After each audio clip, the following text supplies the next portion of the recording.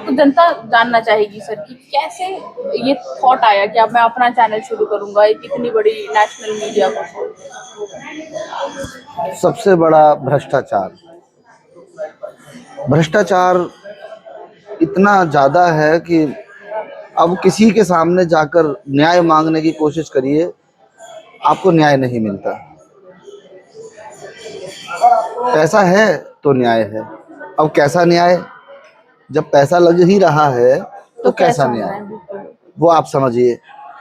आप गलत भी कर रहे हो, गलत करने वाले के पास ही पैसा होता है, क्योंकि गलत करने वाला ही पैसा कमा सकता है। बेचारा आम नागरिक कहाँ से पैसे लाएगा? 8 घंटे की ड्यूटी है और 6 घंटे का रास्ता, क्योंकि सुबह जब जाता है तो ट्रैफिक से लड़ते हुए जाता है और जब शाम को आता है तो ट्रैफिक से लड़ते हुए आता है, तो 6 घंटे तो उसके वहां खत्म हो जाते हैं, 8 घंटे ड्यूटी के।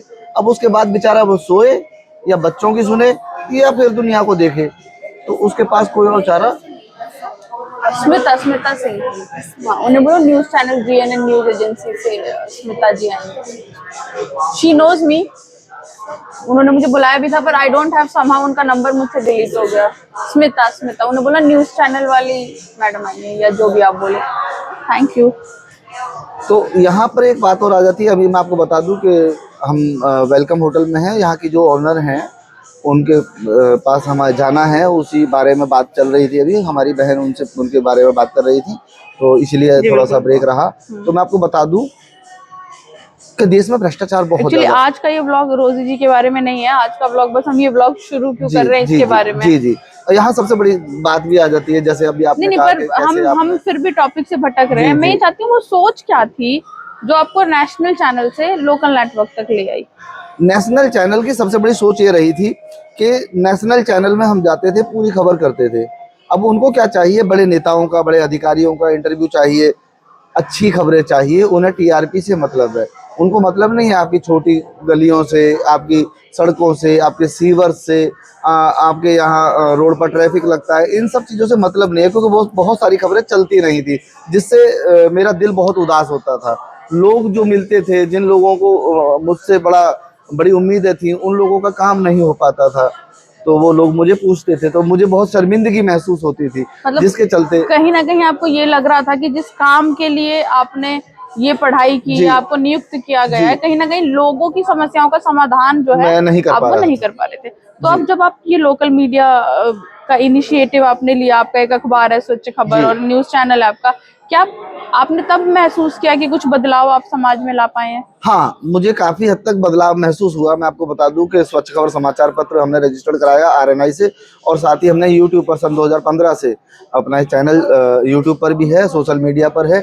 और आपको बता दें कि कोशिश करते हैं प्रिंट मीडिया और इलेक्ट्रॉनिक मीडिया को भी फीड देने की। तो आपको बता दें कि अपने चैनल के माध्यम से हमने बहुत सारे काम को अंजाम दिया, उनको लोगों को न्याय भी दिलाने का काम कराया, समाज में एक नई सकारात्मक ऊर्जा लाने का काम किया।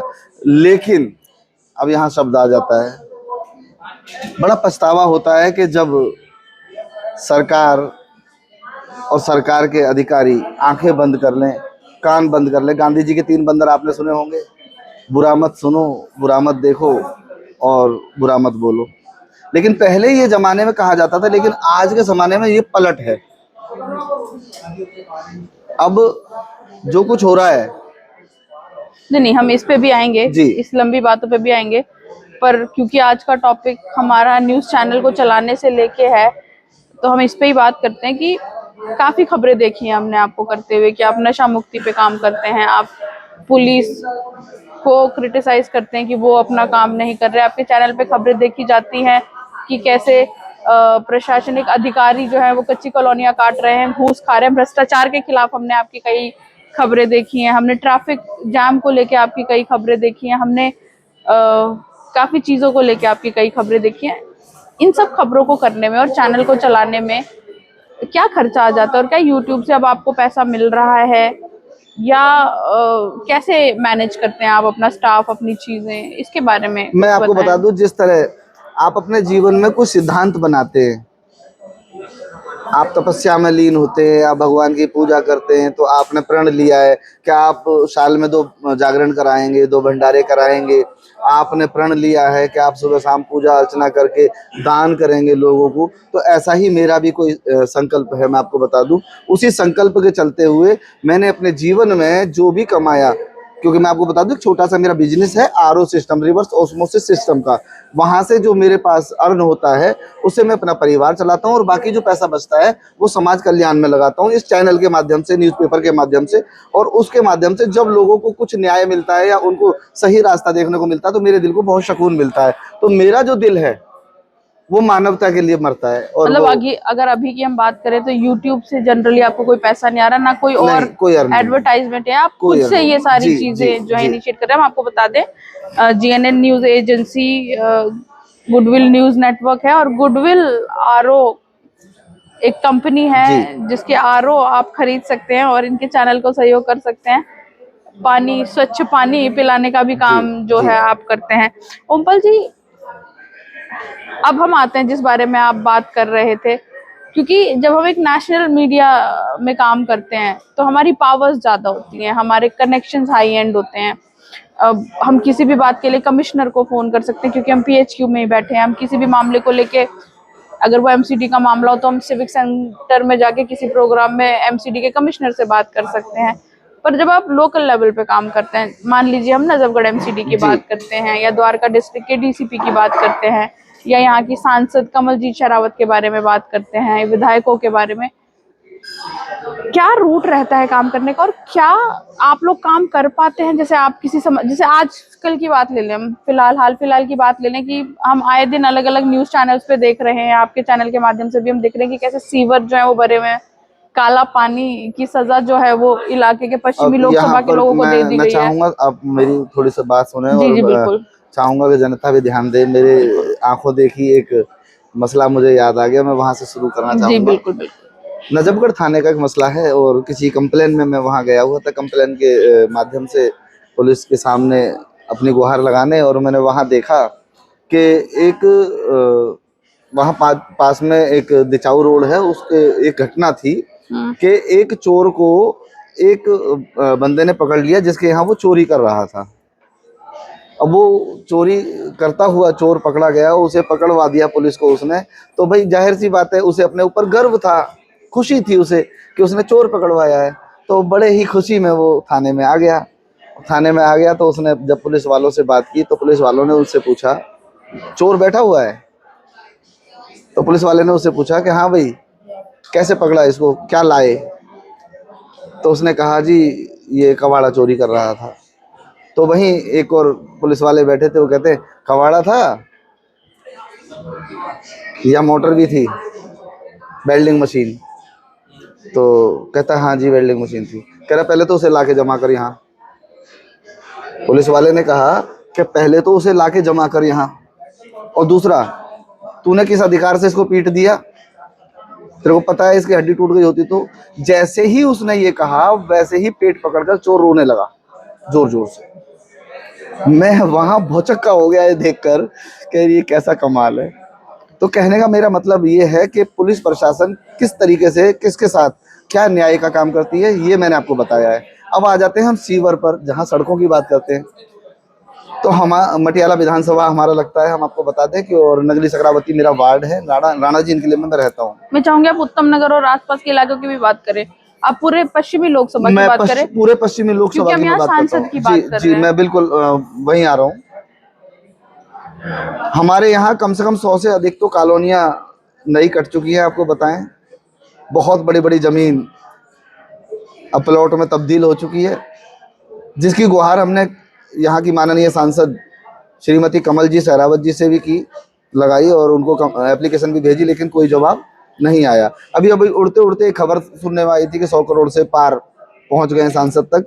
तो वो कैसे पहुंच गए होंगे वो जानती होंगी, खैर कोई बात नहीं।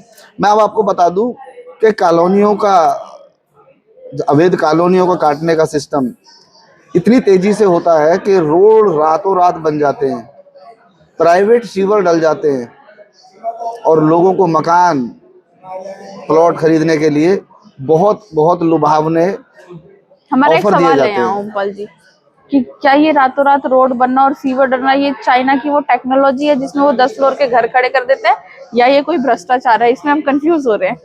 देखो, चाइना बहुत तरक्की पर है, मैं आपको बता दूं, और उसी के अकॉर्डिंग हम बात करें तो हमारे देश के भ्रष्टाचारी उससे ज्यादा तरक्की पर है। अच्छा, ये भ्रष्टाचार की तरक्की है, ये भ्रष्टाचार की जो तरक्की। रातों रात रोड बन जा रहे हैं, रातों रात क्योंकि हमने तो समझा कि जो कॉलोनियां अच्छी भली बनी है उनके रोड नहीं बनते हैं, उनके सीवर ठीक नहीं होते हैं। और आपको बता दें कि हमारे मटियाला विधानसभा के विधायक हैं, उन्हीं की गली में देखें, उनके घर के सामने देखें, पानी भरा हुआ पाएंगे आप।